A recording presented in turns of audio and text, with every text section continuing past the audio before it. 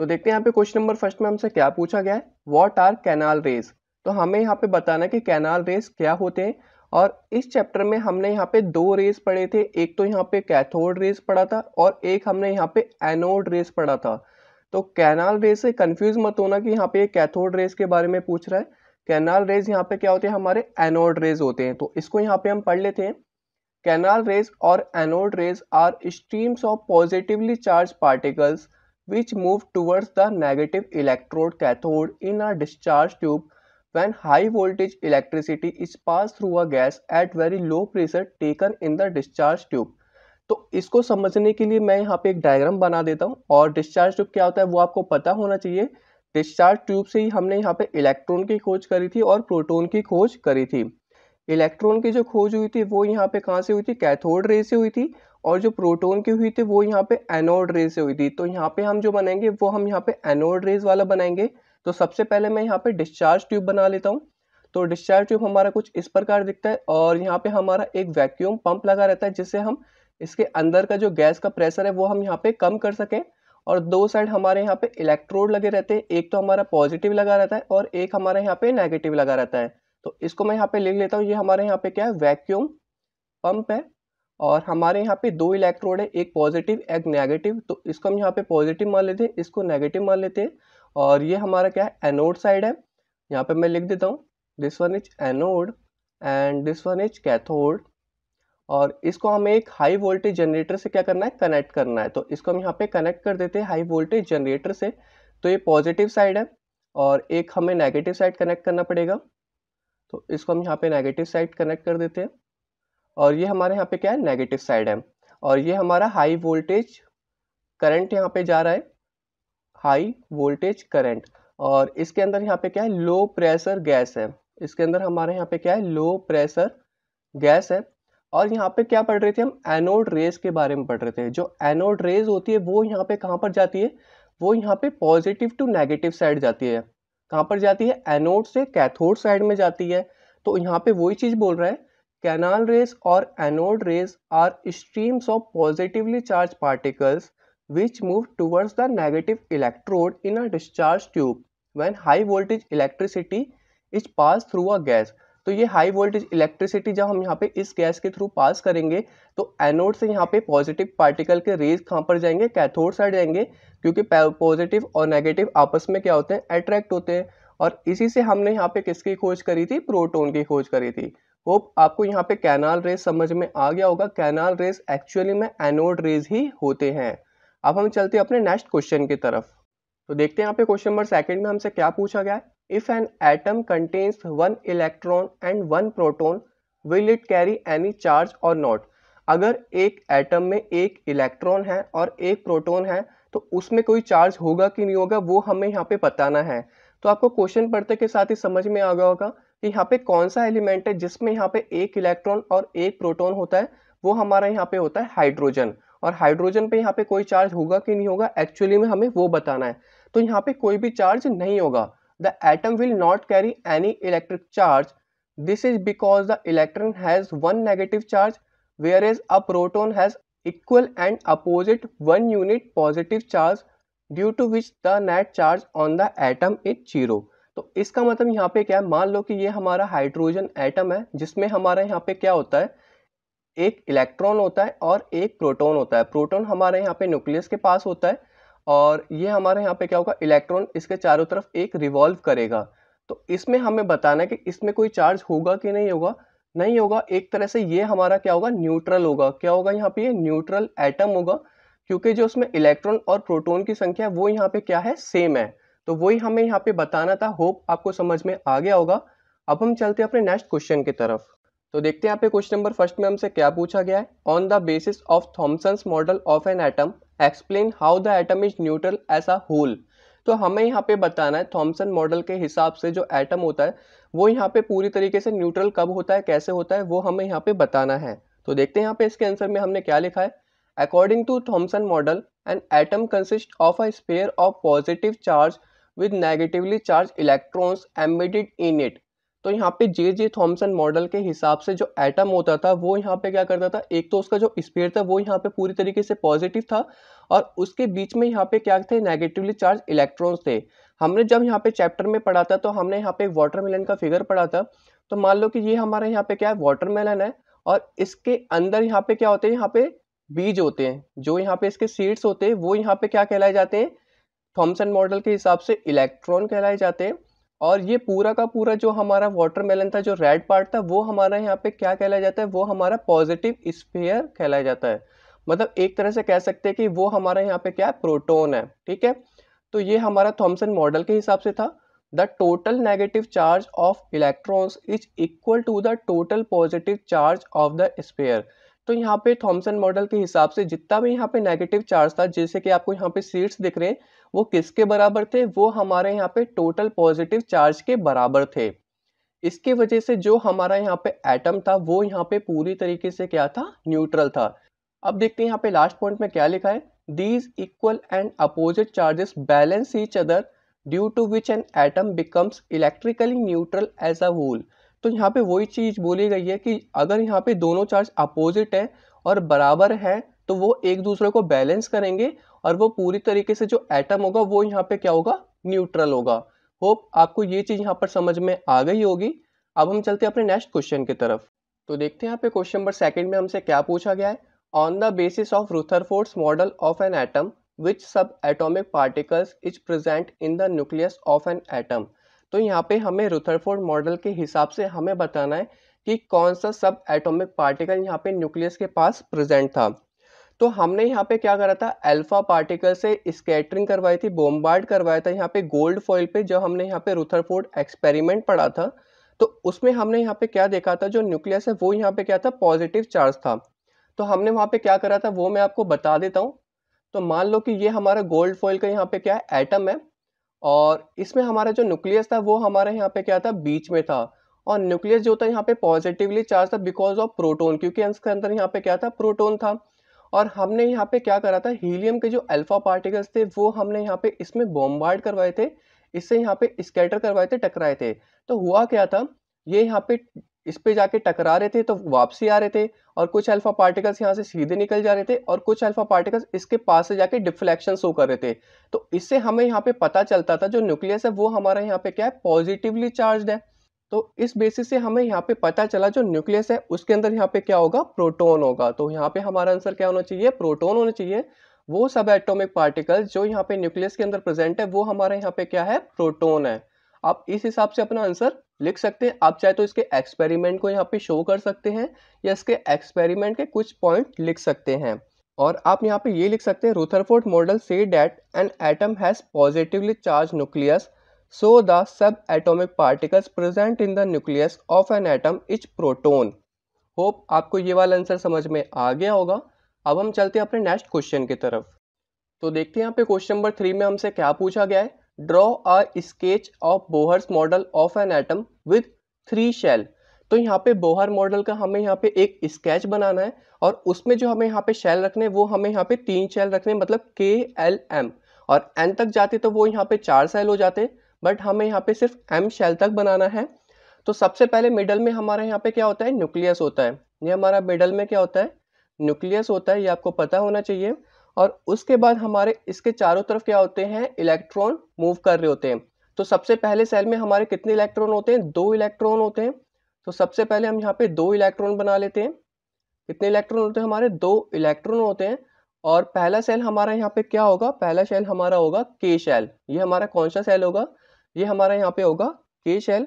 और इसका यहाँ पे एनर्जी लेवल की बात करें तो एनर्जी लेवल हमारा यहाँ पे क्या होगा, 1 होगा। अब हम यहाँ पे बात कर लेते हैं सेकंड सेल की। सेकंड सेल हमारा यहाँ पे कौन सा होता है, L होता है और इसमें हमारे 8 इलेक्ट्रॉन्स आते हैं और इसका जो एनर्जी लेवल होता है वो यहाँ पे क्या होता है, 2 होता है।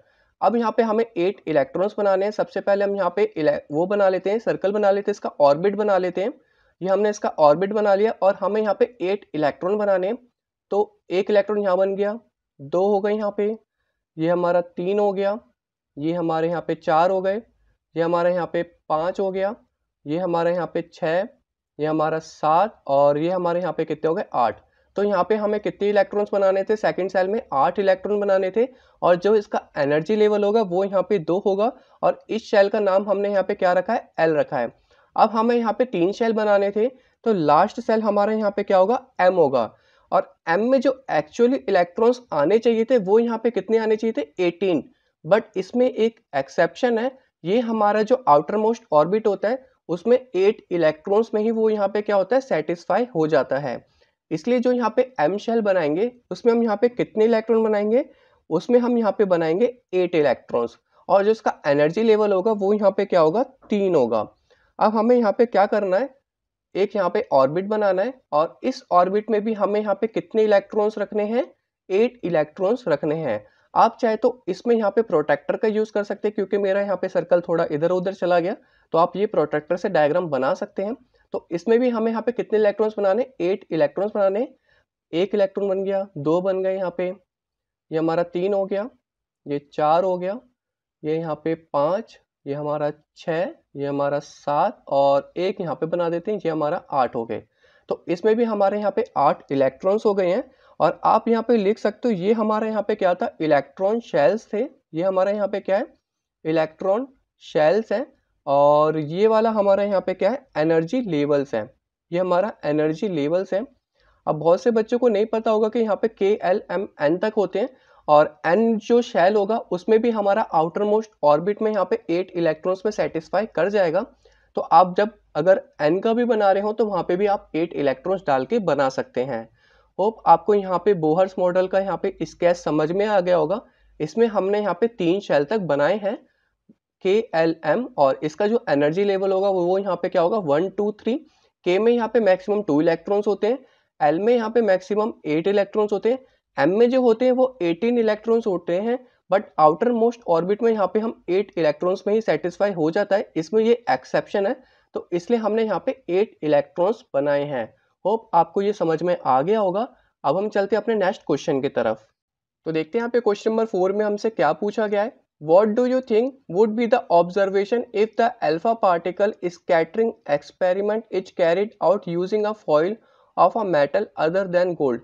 तो यहाँ पे रुथरफोर्ड ने एक्सपेरिमेंट किया था अल्फा पार्टिकल से और वहाँ पे जो अल्फा पार्टिकल लिया था वो यहाँ पे हीलियम के 2 पॉजिटिव चार्ज वाले लिए थे और वो जो एक्सपेरिमेंट किया था गोल्ड फॉइल के एटम पे किया था।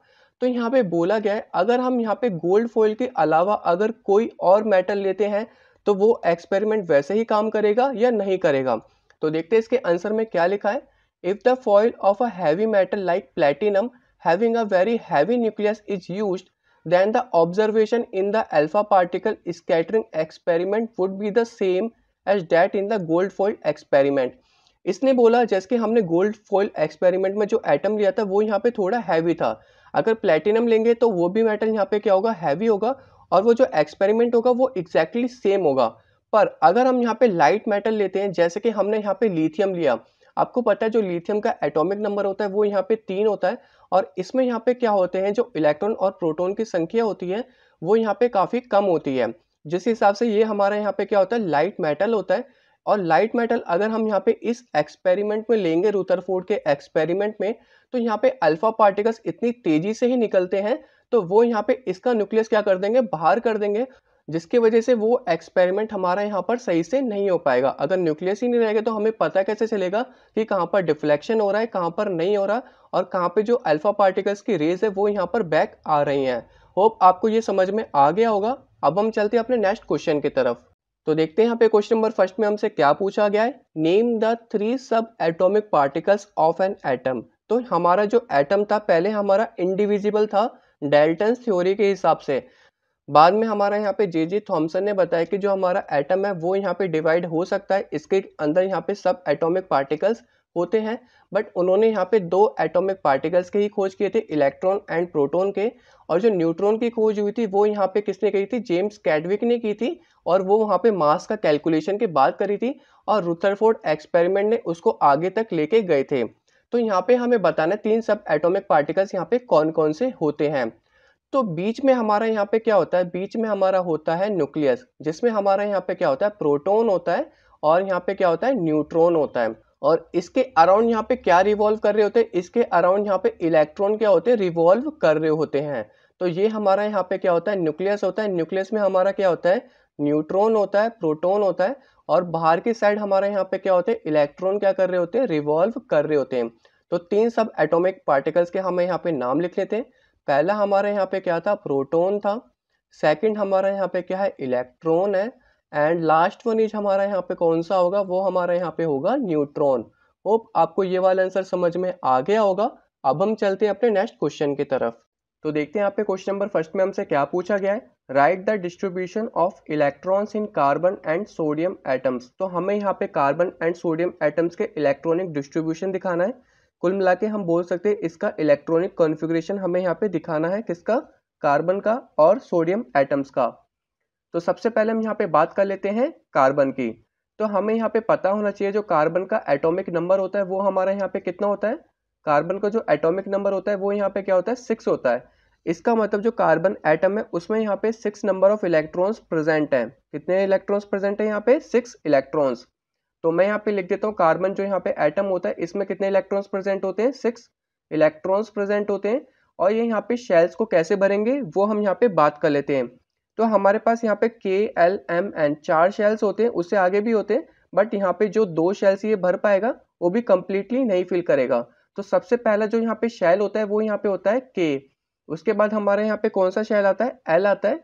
उसके बाद हमारा एम आता है, बट यहाँ पे एम लिखने की जरूरत नहीं पड़ेगी क्योंकि ये वो उसको ऑक्यूपाई ही नहीं कर पाएगा।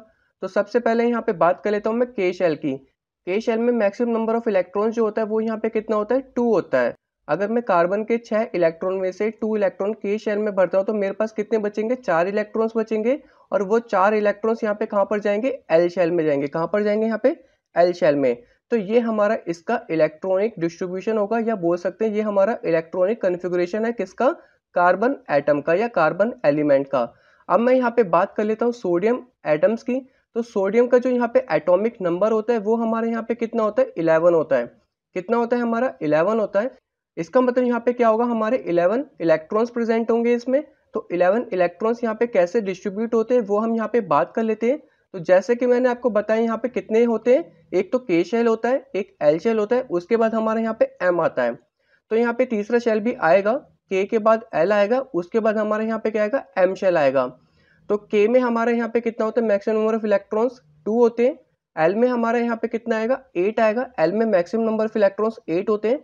तो 2 8 कितने हो गए, 10। और हमें एक इलेक्ट्रॉन्स एम शेल में भेजना पड़ेगा। इसका मतलब जो आउटर मोस्ट इलेक्ट्रॉन होगा वो हमारा एम शेल्स में होगा। और इसका जो यहाँ पे इलेक्ट्रॉनिक कॉन्फ़िगरेशन बोल लो या इसका इलेक्ट्रॉन डिस्ट्रीब्यूशन बोल रहे हो सोडियम एटम का, वो यहाँ पे कुछ ऐसा होगा, के में हमारे 2 इलेक्ट्रॉन्स आएंगे, एल में हमारे 8 इलेक्ट्रॉन जाएंगे, और एम में हमारा वहाँ पे 1 इलेक्ट्रॉन्स होगा जो कि आउटर मोस्ट ऑर्बिट में होगा। और हमें यहाँ पे इसका इलेक्ट्रॉनिक डिस्ट्रीब्यूशन ही लिखना था। तो होप आपको यहाँ पे कार्बन और सोडियम दोनों का समझ में आ गया होगा। अब हम चलते हैं अपने नेक्स्ट क्वेश्चन की तरफ। तो देखते हैं यहाँ पे क्वेश्चन नंबर सेकंड में हमसे क्या पूछा गया है। If K and L shells of an atom are full then what would be the total number of electrons in the atom. इसमें बोला गया है अगर यहाँ पे के एंड एल दोनों शेल्स यहाँ पे पूरी तरीके से भर जाते हैं तो उसमें यहाँ पे कितने इलेक्ट्रॉन्स होंगे वो हमें यहाँ पे बताना है। तो इसको यहाँ पे देखते हैं कैसे करते हैं। तो सबसे पहले हम यहाँ पे के शेल, हमें यहाँ पे पता होना चाहिए कि के शेल में मैक्सिमम नंबर जो इलेक्ट्रॉन्स होते हैं वो यहाँ पे कितने होते हैं, 2 होते हैं। और एल शेल में यहाँ पे जो मैक्सिमम नंबर ऑफ इलेक्ट्रॉन्स होते हैं वो यहाँ पे 8 होते हैं। और ये कैसे हम निकालते हैं वो भी मैं आपको बता देता हूँ। इसका जो यहाँ पे फॉर्मूला होता है वो यहाँ पे क्या होता है, 2n² होता है। 2n² से हम यहाँ पे के एल एम एन आगे तक के शेल के यहाँ पे निकाल सकते हैं। एन अगर हम यहाँ पे 1 रखते हैं तो ये हमारा के शेल के लिए निकलेगा। अगर एन की वैल्यू हम यहाँ पे 2 पुट करते हैं ये हमारा एल शेल के लिए निकलेगा। अगर एन की वैल्यू यहाँ पे 3 पुट करते हैं तो ये हमारा एम के लिए निकलेगा। और ऐसे ये फर्दर ऑन चलता रहेगा। तो कुल मिला के ये इस फॉर्मूले पे डिपेंड करता है। और हमें इस फॉर्मूले से पता चलता है कि यहाँ पे के में मैक्सिमम नंबर ऑफ इलेक्ट्रॉन्स कितने होंगे, एल में मैक्सिमम नंबर ऑफ इलेक्ट्रॉन्स कितने होंगे, और एम में यहाँ पे मैक्सिमम नंबर ऑफ इलेक्ट्रॉन्स कितने होंगे। जैसे कि के लिए हमारा यहाँ पे 2 होता है, एल के लिए यहाँ पे 8 होता है, और एम के लिए यहाँ पे 18 होता है। बट एम वाले में एक एक्सेप्शन होता है, इसमें maximum number of outer most orbit में इलेक्ट्रॉन जो होते हैं वो यहाँ पे 8 होते हैं। इसका मतलब ये 8 पे भी सेटिस्फाई हो जाता है। अगर कोई यहाँ पे ऐसा क्वेश्चन आता है तो आपको यहाँ पे थोड़ा ध्यान रखना होगा। अब मैं यहाँ पे बात कर लेता हूँ, अगर हमारे यहाँ पे के एंड एल दोनों शेल्स अगर पूरी तरीके से भर जाते हैं तो K में मैक्सिमम नंबर ऑफ इलेक्ट्रॉन्स कितने होंगे, 2 होंगे, और L में मैक्सिमम नंबर ऑफ इलेक्ट्रॉन्स कितने होते हैं, 8 होते हैं। अब ये पूरी तरीके से भर चुका है, तो कुल मिला के यहाँ पे टोटल नंबर ऑफ इलेक्ट्रॉन्स इनको ऐड कर देना है। इनको ऐड करने पे हमारा कितना आ रहा है, 10 आ रहा है। तो इसका मतलब यहाँ पे कितने होंगे, हमारा 10 इलेक्ट्रॉन्स होंगे। अगर यहाँ पे इलेक्ट्रॉन्स की जगह अगर ये एटम का नाम भी पूछ रहा होता जिसमें 10 इलेक्ट्रॉन्स होते हैं, तो वो हमारा यहाँ पे क्या होता है, नियॉन होता है। और नियॉन का जो हमारा एटॉमिक नंबर होता है वो यहाँ पे क्या होता है, 10 होता है। इसका मतलब इसमें 10 इलेक्ट्रॉन्स प्रेजेंट है और 10 नंबर ऑफ प्रोटॉन्स प्रेजेंट है। तो इसमें हमारा अगर यहाँ पे पूछा होता कि इसका यहाँ पे हमें नाम बताना है एटम का, तो वो हमारे यहाँ पे क्या होता है, नियॉन होता, और इसका यहाँ पे क्या होता है, 10 एटॉमिक नंबर होता है। ठीक है, होप आपको यहाँ पे समझ में आ गया होगा। इसको हम यहाँ पे कैसे लिख सकते हैं, तो आपको अगर इसका आंसर लिखना है तो आपको यहाँ पे K शेल दिखाना होगा, L शेल दिखाना होगा, दोनों को यहाँ पे ऐड करना पड़ेगा। जब भी हमें यहाँ पे पता चल जाएगा इसमें कितने इलेक्ट्रॉन्स प्रेजेंट हैं। अगर यहाँ पे इसका नाम भी पूछता है कि यहाँ पे 10 इलेक्ट्रॉन्स किस एटम में प्रेजेंट होते हैं, तो वो हमारे यहाँ पे क्या होगा, नियॉन होगा। और ये सबसे हाईली स्टेबल एटम होते हैं। इसको यहाँ पे इनर्ट गैस इलेक्ट्रॉनिक कॉन्फ़िगरेशन भी बोला जाता है। और इनर्ट गैस यहाँ पे क्या होती है, ना ही किसी से इलेक्ट्रॉन लेते हैं ना ही किसी को इलेक्ट्रॉन देते हैं, क्योंकि इनको यहाँ पे लेने और देने की कोई ज़रूरत ही नहीं पड़ती, क्योंकि ये हाईली स्टेबल होते हैं। होप आपको इसका आंसर यहाँ पे समझ में आ गया होगा। अब हम चलते हैं अपने नेक्स्ट क्वेश्चन की तरफ। तो देखते हैं यहाँ पे क्वेश्चन नंबर फर्स्ट में हमसे क्या पूछा गया है, how will you find the valency of chlorine, sulphur and magnesium. तो हमें यहाँ पे क्या फाइंड करना है, क्लोरीन की वैलेंसी, सल्फर की वैलेंसी एंड मैग्नीशियम की वैलेंसी। और मैं आपको यहाँ पे बताना चाहता हूँ कि वैलेंसी यहाँ पे होती क्या है। वैलेंसी यहाँ पे क्या होती है, हमें केमिकल बॉन्ड बनाने के लिए इलेक्ट्रॉन्स यहाँ पे क्या करने पड़ते हैं, शेयर करने पड़ते हैं। चाहे तो वो यहाँ पे लूज करेगा, चाहे तो वो यहाँ पे क्या करेगा, गेन करेगा, अपना नियरेस्ट इनर्ट गैस कॉन्फ़िगरेशन करने के लिए, मतलब स्टेबल होने के लिए। और वो यहाँ पे स्टेबल कैसा होगा वो हम यहाँ पे देख लेते हैं, और उस हिसाब से हम उसकी वैलेंसी भी निकाल पाएंगे। तो सबसे पहले मैं यहाँ पे बात कर लेता हूँ किसकी, क्लोरीन की। तो क्लोरीन की वैलेंसी हम यहाँ पे कैसे निकालेंगे, उसके लिए हमें यहाँ पे क्या करना होगा वो हम यहाँ पे देख लेते हैं। तो सबसे पहले हम यहाँ पे किसकी बात कर रहे हैं, यहाँ पे क्लोरीन की। तो क्लोरीन का सबसे पहले हमें यहाँ पे एटॉमिक नंबर पता होना चाहिए।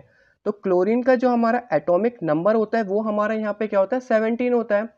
इसका मतलब इसमें यहाँ पे 17 नंबर ऑफ इलेक्ट्रॉन्स प्रेजेंट होंगे और 17 नंबर ऑफ प्रोटॉन्स प्रेजेंट होंगे। और यहाँ पे किसी भी का वैलेंसी निकालने के लिए हमें उसका इलेक्ट्रॉन्स पता होना चाहिए। तो इसका मतलब यहाँ पे क्लोरीन में कितना होगा, 17 नंबर ऑफ इलेक्ट्रॉन्स प्रेजेंट होंगे। सिंपली हम यहाँ पे लिख देते हैं, इसमें हमारा 17 इलेक्ट्रॉन्स प्रेजेंट होंगे। अब यहाँ पे बात कर लेते हैं ये अपने शेल को कैसे भरेगा, इसका इलेक्ट्रॉनिक कॉन्फ़िगरेशन की बात कर लेते हैं। तो यहाँ पे मैं लिख देता हूँ, इसके यहाँ पे इलेक्ट्रॉनिक कॉन्फ़िगरेशन की बात कर लेते हैं, या इलेक्ट्रॉनिक आप डिस्ट्रीब्यूशन लिख सकते हैं, इलेक्ट्रॉन डिस्ट्रीब्यूशन। और मैं यहाँ पे सिंपल लिख देता हूँ इसका इलेक्ट्रॉनिक कॉन्फ़िगरेशन। ठीक है, अब यहाँ पे बात कर लेते हैं यहाँ पे कितने शेल होते हैं। यहाँ पे होते हैं हमारा KLMN, इससे ज़्यादा यहाँ पे पूछे भी नहीं जाते, आगे होते हैं। अब यहाँ पे मैं बात कर लेता हूँ क्लोरीन में हमारे कितने शेल्स भरेंगे। तो क्लोरीन में हमारे यहाँ पे 3 शेल्स भरेंगे KLM। तो मैं यहाँ पे लिख देता हूँ KLM। K में जो हमारा maximum number of electrons fill होता है वो यहाँ पे क्या होता है, 2 होता है। L में जो हमारा maximum number of electrons fill होता है वो हमारा यहाँ पे 8 होता है।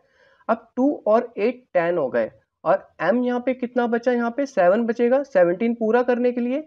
और ये मैं यहाँ पे कैसे फिल कर रहा हूँ, हमें कैसे पता कि K में 2 होते हैं, L में 8 होते हैं।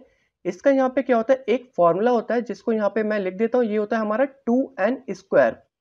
पहले शेल के लिए n इक्वल टू 1 होता है, दूसरे शेल के लिए n इक्वल टू 2, और तीसरे के लिए n इक्वल टू 3, और ये आगे तक ऐसे चलता रहता है। तो अगर मैं यहाँ पे n की वैल्यू 1 पुट करता हूँ तो इसमें हमारा यहाँ पे K शेल निकल जाएगा, मतलब यहाँ पे 2 इलेक्ट्रॉन्स आ जाएंगे। अगर मैं यहाँ पे इसकी वैल्यू 2 पुट करता हूँ तो यहाँ पे L शेल निकलेगा जिसमें 8 इलेक्ट्रॉन्स आएंगे। अगर मैं यहाँ पे n की वैल्यू 3 पुट करता हूँ इस फॉर्मूले में तो हमारा M शेल निकलेगा और वहाँ पे 18 इलेक्ट्रॉन्स आएंगे। बट यहाँ पे M शेल में एक यहाँ पे क्या है, एक्सेप्शन है। ये हमारा 8 इलेक्ट्रॉन्स लेने के बाद भी फुल्ली सेटिस्फाई हो जाता है, तो हमें 18 तक जाने की जरूरत नहीं पड़ती। तो कुल मिला के यहाँ पे 8 इलेक्ट्रॉन्स होते हैं M शेल के आउटर मोस्ट ऑर्बिट में। और यहाँ पे इसके पास कितने हैं, 7 हैं। अगर इसको एक कहीं से मिल जाए तो ये पूरी तरीके से यहाँ पे क्या हो जाएगा, स्टेबल हो जाएगा। तो इसको स्टेबल करने के लिए यहाँ पे कितने इलेक्ट्रॉन चाहिए, इसको यहाँ पे 1 इलेक्ट्रॉन चाहिए। तो 1 इलेक्ट्रॉन लेगा तो ये यहाँ पे क्या होगा, स्टेबल हो जाएगा। तो हमें यहाँ पे ऐसे भी पता चल सकता है कि इसको एक इलेक्ट्रॉन लेने पे ये स्टेबल हो रहा है, तो इसकी जो वैलेंसी होगी वो यहाँ पे क्या होगी, 1 होगी। और यहाँ पे एक तरीके से और हम यहाँ पे निकाल सकते हैं, अगर मैं यहाँ पे नॉन मेटल की बात करूँ, क्योंकि यहाँ पे जो क्लोरीन है वो हमारे यहाँ पे क्या है, नॉन मेटल है। तो नॉन मेटल में हम यहाँ पे कैसे निकालते थे वैलेंसी, वो मैं आपको बता देता हूँ। नॉन मेटल यहाँ पे क्या होता था हमारा, 8 minus number of valence electron होता था। अब आप पूछो कि मेरे से वैलेंस इलेक्ट्रॉन क्या होता है, तो वैलेंस इलेक्ट्रॉन यहाँ पे जो आउटर मोस्ट ऑर्बिट में इलेक्ट्रॉन बचता है उसको यहाँ पे वैलेंस इलेक्ट्रॉन बोलते हैं। तो इसमें जो हमारा वैलेंस इलेक्ट्रॉन बचा वो हमारा कितना बचा, 7, क्योंकि आउटर मोस्ट ऑर्बिट मतलब जो सबसे भारी ऑर्बिट है उसमें यहाँ पे 7 इलेक्ट्रॉन बच रहा है। तो सिंपल हम यहाँ पे क्या लिखेंगे, 8 माइनस 7, तो इसकी वैलेंसी यहाँ पे क्या होगी, सिंपल सिंपल 1 हो जाएगी वैलेंसी इसकी। तो दो तरीके से हम यहाँ पे निकाल सकते हैं वैलेंसी। एक तो यहाँ पे इसको कितने इलेक्ट्रॉन चाहिए थे उससे पता चल गया, और यहाँ पे कितने लूज करेगा उससे भी हमें यहाँ पे पता चल सकता है। बट यहाँ पे लूज नहीं करेगा, इसको यहाँ पे स्टेबल होने के लिए, एम शेल को स्टेबल करने के लिए इसको यहाँ पे कितने इलेक्ट्रॉन चाहिए, एक इलेक्ट्रॉन चाहिए। तो इसकी वैलेंसी भी यहाँ पे 1 होगी। और ये वाला फॉर्मूला भी हम यहाँ पे अप्लाई कर सकते हैं नॉन मेटल के लिए। और अगर यहाँ पे मेटल आता है तो मेटल यहाँ पे नंबर ऑफ वैलेंस इलेक्ट्रॉन के बराबर ही होता है। तो अब मैं यहाँ पे बात कर लेता हूँ सल्फर की। तो सल्फर भी हमारा यहाँ पे नॉन मेटल है, और सल्फर का जो यहाँ पे एटॉमिक नंबर होता है वो यहाँ पे हमारा कितना होता है, वो हमारा होता है यहाँ पे 16। कितना होता है यहाँ पे सल्फर का, 16 होता है। तो इसका मतलब जो इसमें इलेक्ट्रॉन्स प्रेजेंट होंगे वो भी यहाँ पे कितने प्रेजेंट होंगे, 16 प्रेजेंट होंगे। अब यहाँ पे बात कर लेते हैं इसके इलेक्ट्रॉनिक कॉन्फ़िगरेशन की। तो ये भी हमारे यहाँ पे KLM लिख लेते हैं। तो K में यहाँ पे 2 इलेक्ट्रॉन्स फिल करेगा, L में यहाँ पे 8 करेगा, और M के पास यहाँ पे कितने बचेंगे, 6। तो कुल मिला के यहाँ पे 16 इलेक्ट्रॉन्स इस तरीके से यहाँ पे फिल हो जाएंगे। और ये जो मैंने इलेक्ट्रॉन्स यहाँ पे फिल किए ये आप इस फॉर्मूले से कर सकते हो, मैं आपको पहले बता चुका हूँ। अब यहाँ पे क्या है, हमारा जो आउटर मोस्ट ऑर्बिट है, या हम बोल सकते हैं जो हमारा वैलेंस इलेक्ट्रॉन बचा है, वो यहाँ पे कितना बचा है, 6 बचा है। और इसको यहाँ पे स्टेबल होने के लिए कितने इलेक्ट्रॉन चाहिए, 2 इलेक्ट्रॉन चाहिए। इसका मतलब जो इसकी वैलेंसी होगी वो यहाँ पे क्या होगी, 2 होगी। तो हम यहाँ पे इसकी वैलेंसी लिख सकते हैं, ये हमारी वैलेंसी कितनी होगी इसकी, 2 होगी। और एक फॉर्मूला हम यहाँ पे ये वाला अप्लाई कर सकते हैं, नॉन मेटल वाला। और नॉन मेटल का अगर मैं यहाँ पे फॉर्मूला अप्लाई करता हूँ उससे भी हम यहाँ पे निकाल सकते हैं। वो हमारा फॉर्मूला यहाँ पे क्या था, 8 minus number of valence electron. तो वैलेंस इलेक्ट्रॉन यहाँ पे कौन सा है, हमारा 6 है, जो कि आउटर मोस्ट ऑर्बिट में है। तो 8 माइनस 6 इक्वल टू 2। तो इसकी वैलेंसी भी यहाँ पे ऐसे पता चल रही है कि यहाँ पे 2 इसकी यहाँ पे क्या होगी, वैलेंसी होगी। अब ये तो दोनों हमारे यहाँ पे नॉन मेटल थे। एक यहाँ पे हमारा मैग्नीशियम की बात हो रही है। मैग्नीशियम हमारे यहाँ पे क्या है, मेटल है, और इससे हमें यहाँ पे पता भी चल जाएगा इसके लिए हम यहाँ पे कौन सा फॉर्मूला यूज करते हैं। अब मैं यहाँ पे बात कर लेता हूँ मैग्नीशियम की। और जो मैग्नीशियम का हमारा एटॉमिक नंबर होता है वो हमारे यहाँ पे क्या होता है, 12 होता है।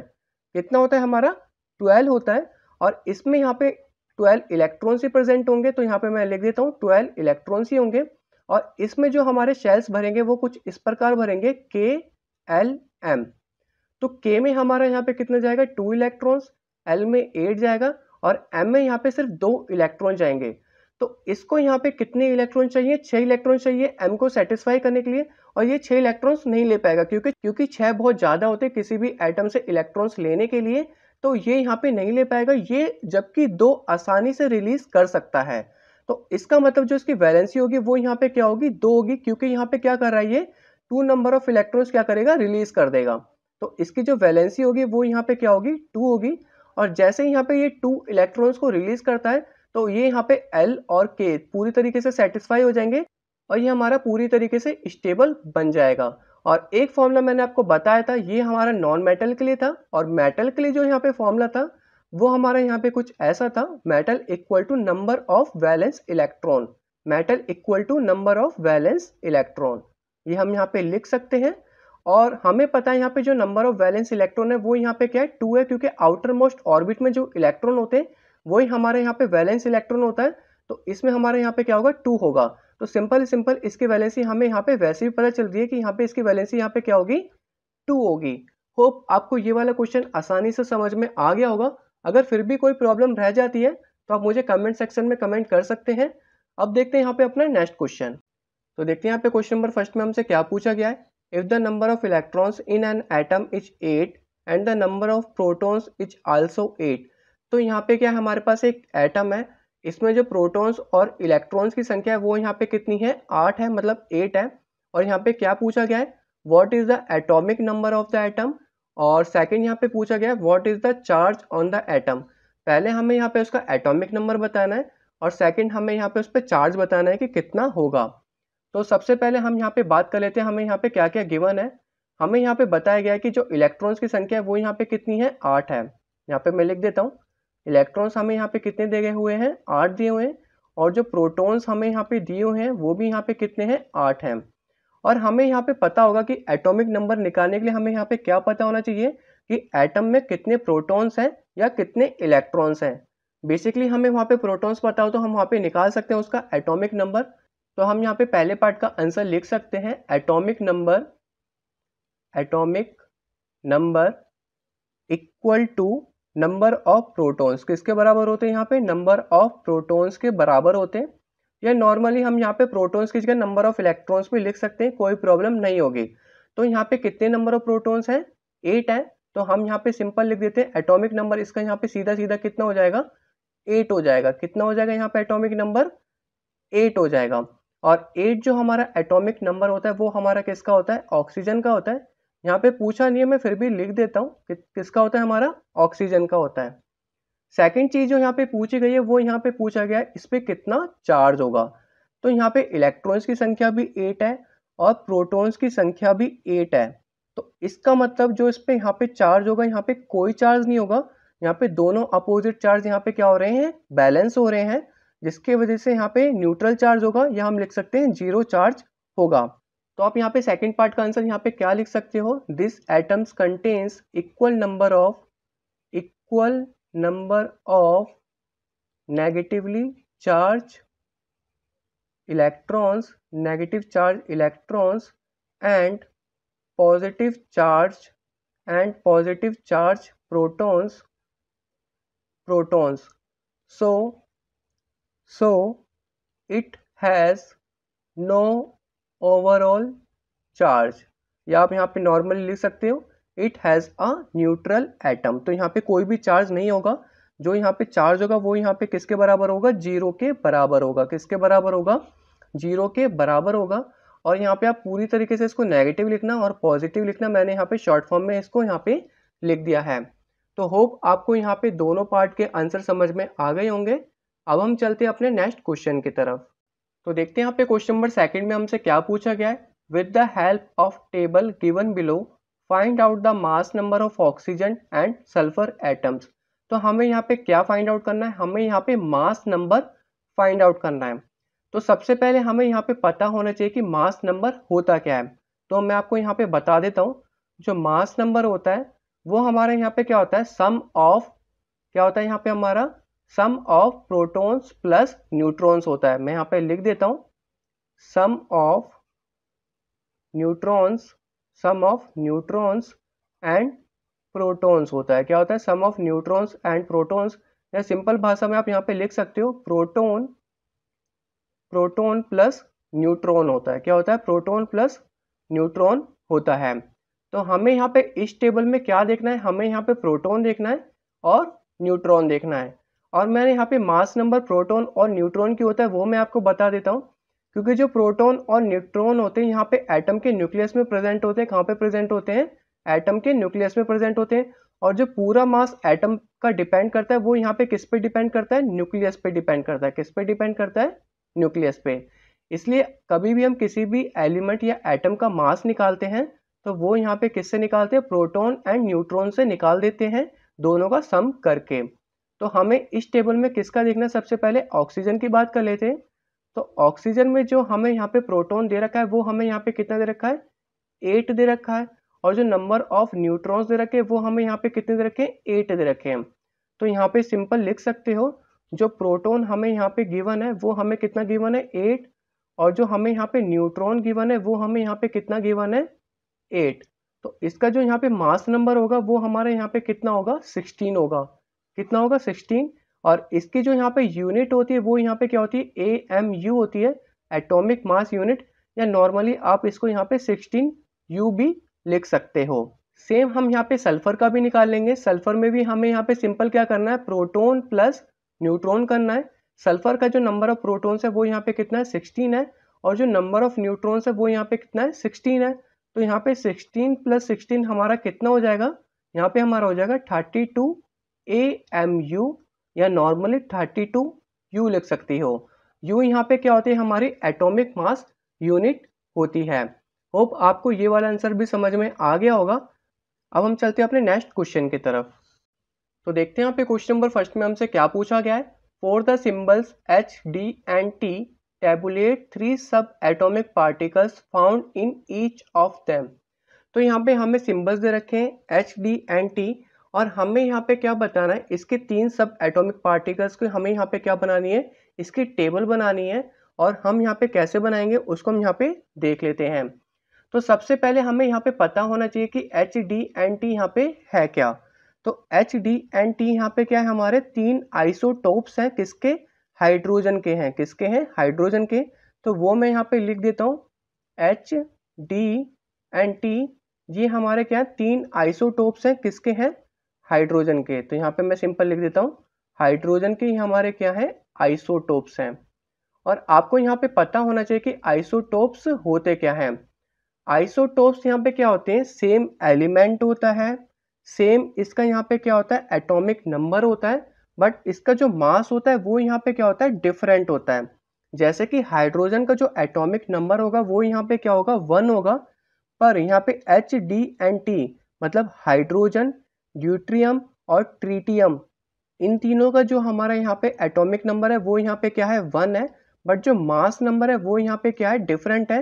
हाइड्रोजन का 1 है, ड्यूट्रियम का 2 है, और जो ट्रीटियम है इसका यहाँ पे कितना है, 3 है।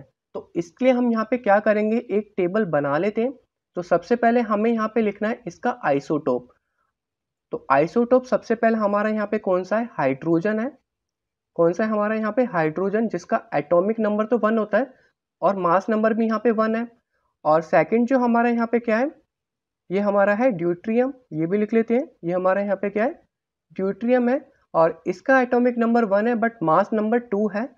और लास्ट वन हमारा यहाँ पे क्या है, ट्रीटियम है, और ट्रीटियम का जो हमारा मास नंबर है वो हमारे यहाँ पे 3 है, एटॉमिक नंबर सभी के 1 है। अब यहाँ पे सेकंड जो लिखना है, इनके सिंबल लिखने हैं, यहाँ पे लिख देते हैं इसके सिंबल। सिंबल हमारे यहाँ पे क्या है, हाइड्रोजन का H है, ड्यूट्रियम का यहाँ पे D है, और ट्रीटियम का यहाँ पे क्या है, और ट्रीटियम का यहाँ पे क्या है, T है। ठीक है, अब बात कर लेते हैं इनके मास नंबर की। तो यहाँ पे मैं लिख देता हूँ मास नंबर। तो मास नंबर जो हमारे यहाँ पे क्या है, हाइड्रोजन का 1 है, ड्यूटेरियम का 2 है, और ट्रीटियम का यहाँ पे क्या है, 3 है। अब यहाँ पे बात कर लेते हैं नंबर ऑफ इलेक्ट्रॉन्स की। किसकी, यहाँ पे नंबर ऑफ इलेक्ट्रॉन्स की। तो यहाँ पे इलेक्ट्रॉन्स कितने हैं, तो हाइड्रोजन में यहाँ पे 1 है, सभी में यहाँ पे क्या होंगे, 1 होंगे, क्योंकि जो इसका एटॉमिक नंबर था वो यहाँ पे 1 था। और एटॉमिक नंबर हम किस तरीके से डिफाइन करते थे, नंबर ऑफ इलेक्ट्रॉन्स के बराबर होंगे या नंबर ऑफ प्रोटॉन्स के। तो इसमें यहाँ पे क्या होगा, जो इलेक्ट्रॉन्स और प्रोटॉन्स होंगे सभी में यहाँ पे 1 1 होंगे। तो यहाँ पे मैं वो भी लिख देता हूँ नंबर ऑफ प्रोटॉन्स। तो नंबर ऑफ प्रोटॉन्स यहाँ पे कितने होंगे, वो भी यहाँ पे 1 1 1 ही होंगे। अब यहाँ पे लास्ट में बात कर लेते हैं नंबर ऑफ न्यूट्रॉन्स की, जिसपे यहाँ पे हमारा मास नंबर डिफाइन होता है। तो नंबर ऑफ न्यूट्रॉन्स क्या होता है, हमारा सम ऑफ प्रोटॉन्स एंड हमारा न्यूट्रॉन होता है। तो मास नंबर यहाँ पे क्या है, पहले वाले का 1 है, तो इसका मतलब जो नंबर ऑफ न्यूट्रॉन्स होगा वो यहाँ पे 0 होगा। सेकंड में जो हमारा यहाँ पे मास नंबर क्या है, 2 है, इसका मतलब यहाँ पे एक नंबर ऑफ न्यूट्रॉन्स होगा, क्योंकि यहाँ पे जो मास नंबर होता था वो हमारे यहाँ पे क्या होता था, सम ऑफ प्रोटॉन्स प्लस न्यूट्रॉन्स। तो अगर यहाँ पे 1 और 1 प्लस होंगे जब भी इसका यहाँ पे मास नंबर 2 होगा। और ट्रीटियम यहाँ पे क्या है, 3 है, इसका मतलब यहाँ पे जो नंबर ऑफ न्यूट्रॉन्स है वो यहाँ पे कितने प्रेजेंट है, 2। तो इस तरीके से हम यहाँ पे टेबल बना सकते हैं इसका, और इसको आप यहाँ पे स्केल अप कर सकते हैं। स्केल से आप इसको यहाँ पे आउटर लाइन कर सकते हैं और बीच में भी इसमें गैप डाल सकते हैं। तो मैं ऐसे कर देता हूँ, इसको यहाँ पे ऐसे आप कर सकते हैं। होप आपको ये वाली चीज़ समझ में आ गई होगी। अगर फिर भी आपको यहाँ पे कोई प्रॉब्लम रह जाती है तो आप मुझे कमेंट सेक्शन में कमेंट कर सकते हैं। तो देखते हैं यहाँ पे क्वेश्चन नंबर सेकंड में हमसे क्या पूछा गया है। Right the electronic configuration of any one pair of isotopes and isobars. तो हमें यहाँ पे आइसोटोप्स का इलेक्ट्रॉनिक कॉन्फ़िगरेशन लिखना है एंड आइसोबार्स का इलेक्ट्रॉनिक कॉन्फ़िगरेशन लिखना है। तो यहाँ पे आइसोटोप्स एंड आइसोबार्स होते क्या हैं वो हमें यहाँ पे पता होना चाहिए। और उसके बाद हम उस हिसाब से इनके इलेक्ट्रॉनिक कॉन्फ़िगरेशन लिखेंगे और उसमें यहाँ पे कौन से एटम आते हैं उसका हम यहाँ पे इलेक्ट्रॉनिक कॉन्फ़िगरेशन लिखेंगे, ना कि आइसोटोप्स का लिखेंगे। अब देखते हैं यहाँ पे आइसोटोप्स में ऐसा कौन सा एटम आता है। तो सबसे पहले हमें पता होना चाहिए आइसोटोप्स होता क्या है, उस हिसाब से हम यहाँ पे एटम्स को देख पाएंगे। तो जो हमारे यहाँ पे आइसोटोप्स होता है वो यहाँ पे क्या होता है, हमारा सेम एलिमेंट होता है, सेम एटॉमिक नंबर होता है, बट यहाँ पे क्या होता है, डिफरेंट मास नंबर होता है। जैसे कि यहाँ पे क्लोरीन के 2 आइसोटोप होते हैं, वो मैं यहाँ पे लिख देता हूँ, pair of isotopes of chlorine, pair of isotopes of chlorine. तो क्लोरीन के यहाँ पे 2 आइसोटोप होते हैं, तो वो मैं यहाँ पे लिख लेता हूँ। एक हमारा यहाँ पे क्या होता है जिसका एटॉमिक मास 35 होता है, एक तो हमारा ये होता है, और दूसरा जो हमारे यहाँ पे होता है उसका जो एटॉमिक मास होता है वो यहाँ पे क्या होता है 37 होता है, और जो एटॉमिक नंबर होगा वो दोनों में सेम रहेगा, और जो डिफरेंस रहता है वो इनके यहाँ पे किस में रहता है, मास नंबर या एटॉमिक मास में रहता है। पहले वाले का 35 रहता है, इसको यहाँ पे क्लोरीन फर्स्ट बोलते हैं, इसको यहाँ पे क्लोरीन सेकंड बोलते हैं, और सेकंड वाले में यहाँ पे इसका एटॉमिक मास कितना रहता है, 37 रहता है। और हमें यहाँ पे इसका लिखना क्या था, इलेक्ट्रॉनिक कॉन्फ़िगरेशन लिखना था। और इलेक्ट्रॉनिक कॉन्फ़िगरेशन जो हम लिखते हैं वो हम यहाँ पे इलेक्ट्रॉन्स के बेसिस पे लिखते हैं। तो इसका जो यहाँ पे एटॉमिक नंबर है वो हमारा यहाँ पे कितना है, दोनों का सेम ही है। तो दोनों का एटॉमिक नंबर यहाँ पे कितना है, 17 है। तो 17 जो एटॉमिक नंबर है, इसका मतलब यहाँ पे जो इलेक्ट्रॉन्स प्रेजेंट होंगे वो हमारे कितने प्रेजेंट होंगे, 17 ही प्रेजेंट होंगे। तो इसका मतलब यहाँ पे इलेक्ट्रॉन जो प्रेजेंट है वो यहाँ पे कितने हैं, 17 है। इसके हिसाब से हम यहाँ पे इसका इलेक्ट्रॉनिक कॉन्फ़िगरेशन लिख पाएंगे। अब हम यहाँ पे लिखते हैं इसका इलेक्ट्रॉनिक कॉन्फ़िगरेशन, मैं यहाँ पे लिख देता हूँ इलेक्ट्रॉनिक कॉन्फ़िगरेशन। अब जो इलेक्ट्रॉनिक कॉन्फ़िगरेशन में हमें यहाँ पे शेल पता होने चाहिए, और किस शेल में कितने मैक्सिमम नंबर ऑफ इलेक्ट्रॉन्स आ पाएंगे वो भी हमें यहाँ पे पता होना चाहिए। तो सबसे पहले हमारा जो शेल होता है वो होता है K, उसके बाद हमारा यहाँ पे क्या होता है L, और उसके बाद हमारे यहाँ पे क्या होता है M होता है। और इसमें जो इलेक्ट्रॉनिक डिस्ट्रीब्यूशन होती है इलेक्ट्रॉन्स की, या कॉन्फ़िगरेशन बोल सकते हैं, वो यहाँ पे इस फॉर्मूले बेसिस पे होती है 2n² पे।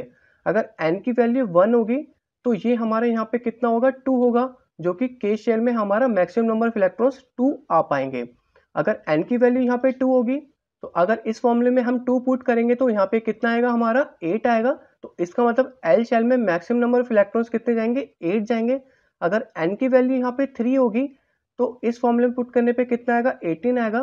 तो M शेल में हमारे मैक्सिमम नंबर ऑफ इलेक्ट्रॉन्स कितने होंगे, 8 होंगे। पर इसमें एक एक्सेप्शन है, इसमें जो हमारा मैक्सिमम नंबर ऑफ इलेक्ट्रॉन्स आ पाता है वो हमारा यहाँ पे कितना होता है, 8 होता है। इसका मतलब यहाँ पे ये 8 इलेक्ट्रॉन्स पर भी सेटिस्फाई हो जाएगा, हमें यहाँ पे 18 इलेक्ट्रॉन्स लेने की कोई ज़रूरत नहीं है। ये यहाँ पे इसका क्या है, एक्सेप्शन है, वो हमें यहाँ पे पता होना चाहिए। अब मैं यहाँ पे बात कर लेता हूँ, K में हमारा मैक्सिमम ऑफ इलेक्ट्रॉन्स कितना है, 2 है, L में 8 है, तो 10 तो यहाँ पे दोनों हो गए। अब बचा हमारे पास कितना, 7। तो 7 किसके पास जाएगा, M के पास। तो M यहाँ पे क्या होगा, हमारा आउटर मोस्ट ऑर्बिट होगा, और इसका जो यहाँ पे इलेक्ट्रॉनिक कॉन्फ़िगरेशन होगा वो यहाँ पे कुछ इस प्रकार होगा। अगर मैं यहाँ पे इसकी वैलेंसी की बात करूँ तो यहाँ पे इसकी वैलेंसी 1 होगी, क्योंकि आउटर मोस्ट ऑर्बिट में एक इलेक्ट्रॉन जाते के साथ ही फुल्ली सेटिस्फाई हो जाएगा। और अगर मैं इसकी वैलेंस इलेक्ट्रॉन की बात करूँ तो वो हमारे यहाँ पे 7 होगा। वैलेंस इलेक्ट्रॉन मतलब जो आउटर मोस्ट ऑर्बिट में इलेक्ट्रॉन्स होते हैं। पर हमें यहाँ पे ये सब नहीं बताना, हमें यहाँ पे सिंपल इलेक्ट्रॉनिक कॉन्फ़िगरेशन बताना था। तो हम यहाँ पे क्लोरीन का निकाल चुके हैं, मतलब हम आइसोटोप्स का निकाल चुके हैं। अब मैं यहाँ पे बात कर लेता हूँ आइसोबार्स की। तो आइसोबार्स यहाँ पे आइसोटोप से कंप्लीटली डिफरेंट होता है। इसमें हमें पता होना चाहिए कि आइसोबार्स होता क्या है। तो आइसोबार्स में यहाँ पे क्या होता है, डिफरेंट एलिमेंट होते हैं, डिफरेंट एटॉमिक नंबर होते हैं, बट जो मास नंबर होता है वो यहाँ पे क्या होता है, सेम होता है। अगर मैं यहाँ पे पेयर लिखना चाहूँ आइसोबार्स के तो वो यहाँ पे कुछ इस प्रकार होंगे। इसमें यहाँ पे हमारा होगा अर्गन होगा, और हमारा यहाँ पे क्या होगा, कैल्शियम होगा। तो अर्गन का जो हमारा यहाँ पे एटॉमिक मास होता है वो यहाँ पे कितना होता है, 40 होता है। कैल्शियम का भी यहाँ पे कितना होता है, 40 होता है। बट जो इसका यहाँ पे क्या होता है, एटॉमिक नंबर वो डिफरेंट होता है। अर्गन का 18 होता है, और कैल्शियम का यहाँ पे कितना होता है, 20 होता है। इसका मतलब हमें यहाँ पे 2 इलेक्ट्रॉनिक कॉन्फ़िगरेशन लिखने पड़ेंगे। एक तो हमें यहाँ पे अर्गन के लिए लिखना पड़ेगा, और एक हमें यहाँ पे कैल्शियम के लिए। तो सबसे पहले मैं यहाँ पे अर्गन के लिए लिख लेता हूँ। अर्गन का जो एटॉमिक नंबर है वो यहाँ पे कितना है, 18 है। इसका मतलब यहाँ पे 18 नंबर ऑफ इलेक्ट्रॉन्स प्रेजेंट होंगे, और इस हिसाब से हम यहाँ पे इसका इलेक्ट्रॉनिक कॉन्फ़िगरेशन करेंगे। तो इलेक्ट्रॉनिक कन्फिग्रेशन देखते हैं यहाँ पे क्या होगा। इसको यहाँ पे लिख लेते हैं इलेक्ट्रॉनिक कन्फिग्रेशन, ठीक है, शॉर्ट फॉर्म में लिख देता हूँ यहाँ पे। अब यहाँ पे बात कर लेते हैं के शेल यहाँ पे कितना भरेगा 2, एल कितना भरेगा यहाँ पे 8 और एम यहाँ पे कितना भरेगा 8। तो ये पूरी तरह से सेटिस्फाई होता है क्योंकि अर्गन हमारा यहाँ पे इनर्ट गैस नोबल कन्फिग्रेशन में आता है और ये पूरी तरीके से स्टेबल है, ना तो ये किसी से इलेक्ट्रॉन्स लेगा और ना ही ये किसी को इलेक्ट्रॉन देगा। ये पूरी तरीके से यहाँ पे क्या होगा, स्टेबल होगा। तो ये हमारा अर्गन का इलेक्ट्रॉनिक कन्फिग्रेशन है। अब मैं यहाँ पे बात कर लेता हूँ कैल्शियम की। तो कैल्शियम का जो हमारा एटॉमिक नंबर है वो हमारे यहाँ पे कितना है 20 है। इसका मतलब जो इलेक्ट्रॉन्स प्रेजेंट होंगे वो भी यहाँ पे कितने प्रेजेंट होंगे 20 प्रेजेंट होंगे। अब मैं यहाँ पे बात कर लेता हूँ इसके इलेक्ट्रॉनिक कन्फिग्रेशन की। तो इसका जो इलेक्ट्रॉनिक कन्फिग्रेशन होगा वो यहाँ पे कुछ इस प्रकार होगा। के में यहाँ पे भरेंगे हमारा 2, एल में हमारा जाएगा 8, एम में जाएगा हमारा 8 और उसके बाद हमारा जो बचेगा एन में जाएगा हमारा 2। तो इसमें जो आउटर मोस्ट ऑर्बिट में जो इलेक्ट्रॉन्स है वो हमारे यहाँ पे कितना जाएगा 2 जाएगा। और ये जो इलेक्ट्रॉनिक कन्फिग्रेशन है ये किसका है, हमारा कैल्शियम का है। अब आप यहाँ पे सोच रहे होंगे कि एम में तो यहाँ पे 18 इलेक्ट्रॉन्स जाने चाहिए, तो मैंने यहाँ पे 8 के बाद एन पे 2 क्यों भेज दिया, क्योंकि यहाँ पे हमारा एक्सेप्शन है। जो हमारा एम शेल है वो यहाँ पे 8 इलेक्ट्रॉन्स लेने के बाद स्टेबल हो जाएगा और उसके बाद जो इलेक्ट्रॉन्स आएंगे वो यहाँ पे एन शेल में फॉरवर्ड करने लगेगा। होप आपको दोनों के इलेक्ट्रॉनिक कन्फिग्रेशन समझ में आ गए होंगे, आइसोटोप्स के एंड आइसोबार्स के। अब हम चलते हैं अपने एनसीईआरटी क्वेश्चंस की तरफ।